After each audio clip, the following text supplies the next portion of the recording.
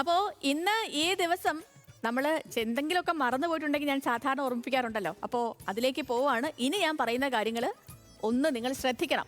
ആദ്യം തന്നെ കോഴിക്കോടുകാരോടാണ്. കാരണം കോഴിക്കോട് ദേശീയപാത ബൈപ്പാസ് നിർമ്മാണ ജോലികൾ നടക്കുന്നതിനാൽ തന്നെ താമരശ്ശേരി ചുരം ഇറങ്ങി മലപ്പുറം, പാലക്കാട്, തൃശൂർ, എറണാകുളം ഭാഗത്തേക്ക് പോകുന്ന ഹെവി വാഹനങ്ങൾ വൈകുന്നേരം 4 മണി മുതൽ 9 മണി വരെ താമരശ്ശേരി ചുങ്കത്ത് നിന്നും തിരിഞ്ഞ് മുക്കം, അരീക്കോട്, മഞ്ചേരി, പെരിന്തൽമണ്ണ വഴി പോകണം. കേരള വനിതാ കമ്മീഷൻ സംഘടിപ്പിക്കുന്ന തിരുവനന്തപുരം ജില്ലാതല അദാലത്ത് തിരുവനന്തപുരം PWD റെസ്റ്റ് ഹൌസിൽ രാവിലെ നടക്കും. 10 മണിക്ക് ആരംഭിക്കുന്ന അദാലത്തിന് വനിതാ കമ്മീഷൻ ചെയർപേഴ്സണും അംഗങ്ങളും നേതൃത്വം നൽകും. പുതിയ പരാതികളും അദാലത്ത് സ്വീകരിക്കും. 7-നാണ് ഈ അദാലത്ത് നടക്കുക. മാലിന്യമുക്ത ജില്ലയായി കാസർഗോഡിനെ ഇന്ന് ഉച്ചയ്ക്ക് 2 മണിക്ക് പ്രഖ്യാപിക്കും. കാസർഗോഡ് മുനിസിപ്പൽ ടൗൺ ഹാളിൽ നടക്കുന്ന ചടങ്ങിൽ രാജ്മോഹൻ ഉണ്ണിത്താൻ MP പ്രഖ്യാപനം നിർവഹിക്കും. അപ്പോൾ കാസർഗോഡുകാർക്ക് ഇന്ന് സന്തോഷത്തിന്റെ ഒരു ദിവസം കൂടിയാണ്.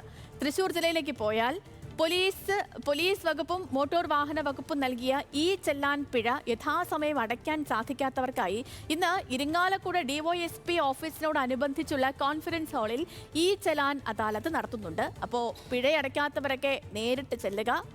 ആ പിഴയൊക്കെ നമുക്ക് ഒടുക്കി തിരിച്ചെത്താം. അപ്പോൾ ഇതൊക്കെയാണ് ഇന്ന് പ്രധാനമായിട്ടും ശ്രദ്ധിക്കേണ്ട കാര്യങ്ങൾ. ഈ പറഞ്ഞ ജില്ലക്കാരൊക്കെ ഇക്കാര്യങ്ങളൊക്കെ ഒന്ന് മനസ്സിൽ വെച്ച് മുമ്പോട്ട് പോകണം.